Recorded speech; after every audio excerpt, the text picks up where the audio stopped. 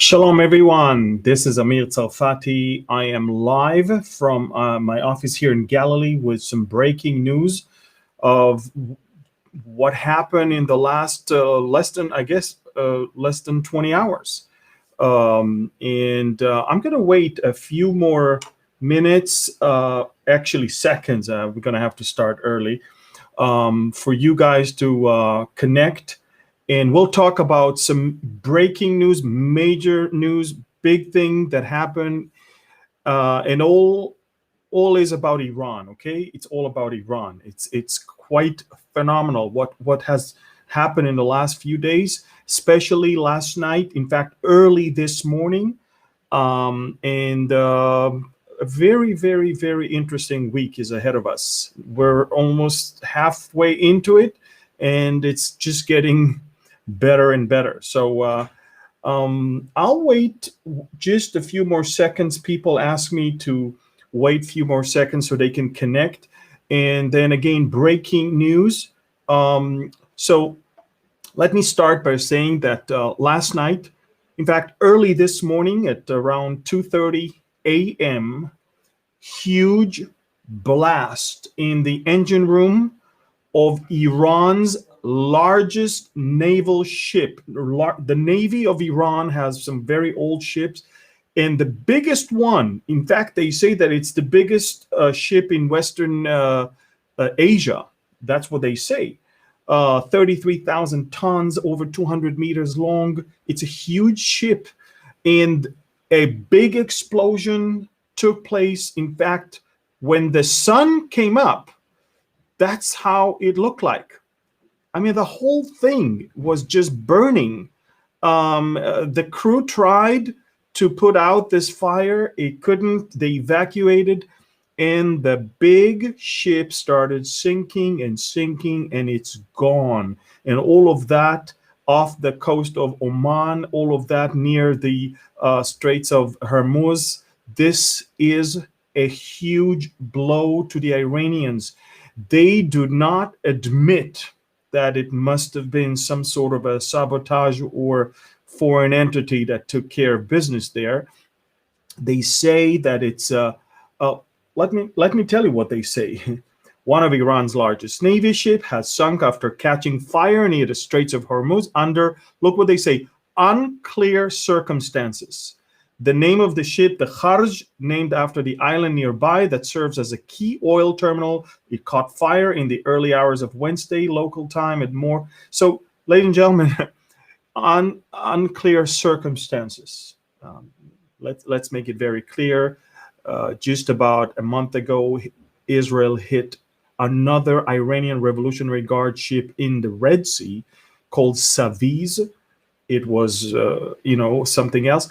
And this one, right off the coast of Iran itself, the largest ship that had cannons, it had some very, very expensive systems that Iran put on it. It's a logistical military ship that has also helipad there. And it's an old one. It was actually ordered from the United Kingdom by the Iranian Shah in 1977. Then the Islamic Revolution happened, and of course Khomeini took over, and Iran only received it in 1984. And since then, it's been fixed and upgraded and many other things. But this ship is gone, ladies and gentlemen. Iran's largest naval ship, and I'm talking about military ship, had sunk into the ocean, the waters of the Persian Gulf. What a humiliation! Think about it. Now, this is something that took place a day. By the way, if you want to see a video of what it looked like, it's bad quality, but that's what it is.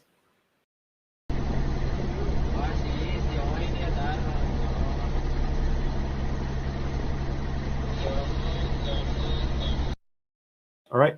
So again, sorry, it's not the best video, but somebody took it as he was driving in Iran. It's crazy. The Iranians could see their biggest ship sinking. And you need to understand, folks, this is a bad day, but it came after another bad day. Yesterday, an F-5 old plane, American made, from the late 1950s that Iran, the Shah, bought. Two pilots flew the F-5 and crashed. Yesterday, they crashed again. These are very old equipments, and from the West. They don't buy those anymore because the West is not selling them that anymore. And it's just falling apart. That military, they always put up this facade of the most advanced and the most greatest and all that. But in the big equipment, they're still way behind. And apparently that's what happened. So again, big news. Someone made sure that a huge explosion will rock the engine room of the biggest naval ship of the Iranian Navy, and it burned all night from 2:30 a.m. all the way. And early this morning, as the sun was rising, the ship started sinking, and it's gone. And again, this is the largest ship Iran ever had. This is not the first time someone is taking care of business against Iranian naval ships. Again, Saviz, if you remember, a few weeks ago was attacked, most likely by Israeli commando, and it is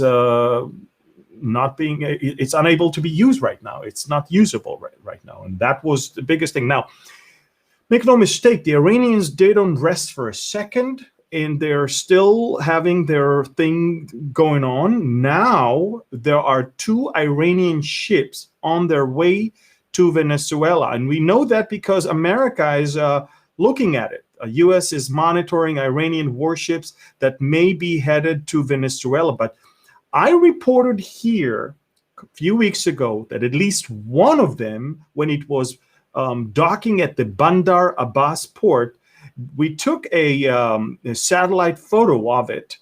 And that Markan ship, look, we magnified what was on board that ship. Beside the helipad, there are some very fast, small boats that the Iranian Revolutionary Guard Corps is using.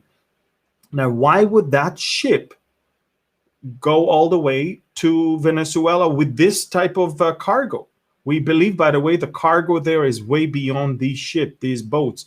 We believe that the boats are just on top, but there's probably also missiles and rockets. And I'm telling you, America, look, we've got our own problems with Iran, but why would they go all the way to Venezuela? So there's an interesting thing. Again, breaking news. Few hours ago, Iran's biggest naval ship had sunk, and it's gone. And it's a huge blow to the image of the Iranian Navy and to the actual functionality of it. Last thing I want to say before we end up this short breaking news thing. Last thing, and it's huge as well. The meeting in Europe, in Vienna, that's the fifth round of talks between the Iranians and Germany, France, Britain, Russia, and China, the P5, and China, of course. The meeting failed. The parties went back home. There is no nuclear deal on the table. And let me explain why. The International Atomic Energy Agency, the IAEA, they found uranium in several sites that the Iranians never reported, never disclosed that they have uranium there. And now everybody understands that what Israel claimed for the longest time, that Iran is deceiving the whole world, they understand it's true. They understand that, I mean, they're in fact, there is a report from this morning that Iran most likely has enough uranium, enough nuclear material for 3 bombs already.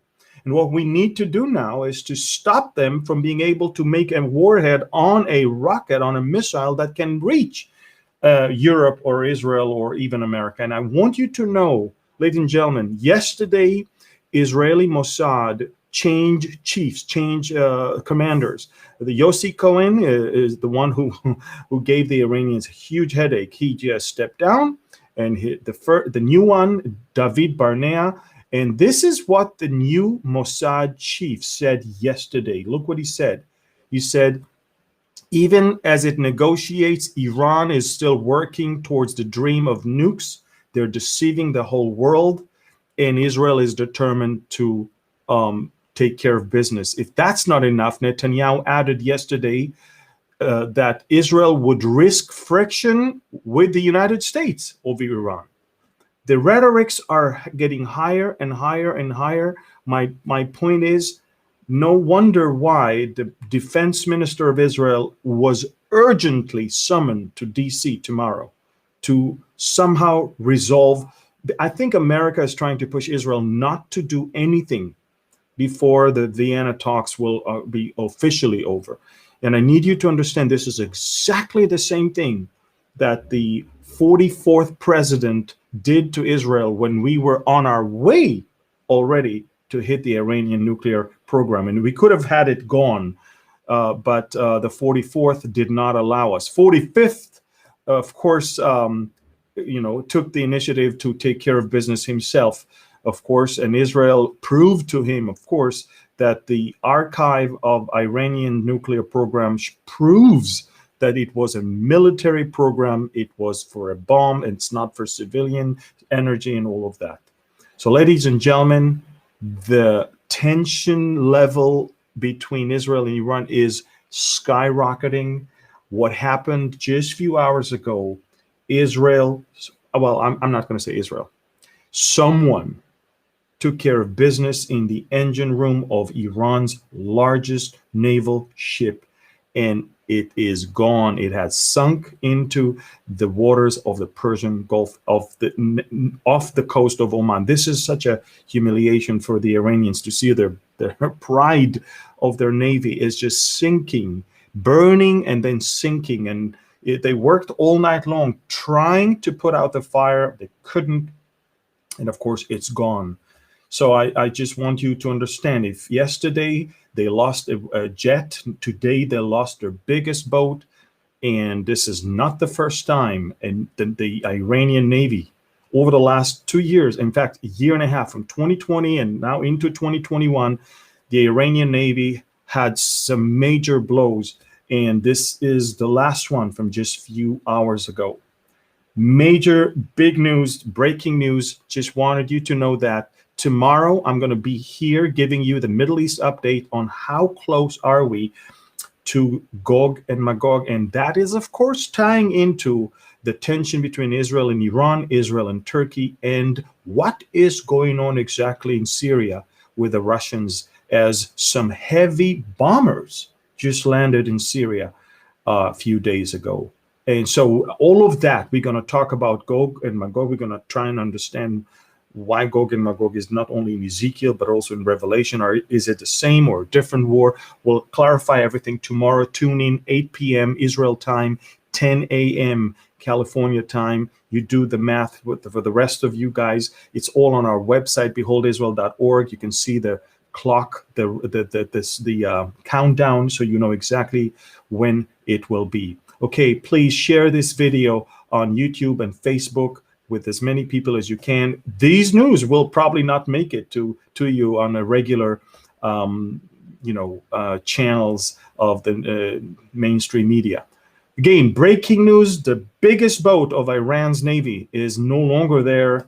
Big explosion in the engine room. Fire was all around, and all night long they tried to put it out. And early this morning, the big ship sunk into the waters of the Persian Gulf. It is gone. Of course, U.S. is monitoring 2 boats, Iranian boats that are on their way to Venezuela. That's the headache of this administration in the United States. And we're also talking about the Vienna talk that failed. There is no deal yet. Iran is extremely frustrated. Let's see what's going to happen, okay?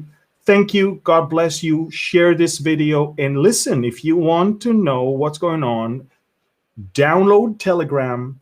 Join my channel there. I've got, 94,000 subscribers. Folks, that's the only way I can report things without being censored by big tech. You see, Telegram, it's my answer. I can post, I can share, I can give you videos, photographs, information, everything, even audio messages, everything. So Telegram, download Telegram Messenger and find Amir Tsarfati with 94,000 subscribers. That's my channel. Join and you'll get news. Thank you. God bless you. And shalom from Galilee. Bye-bye.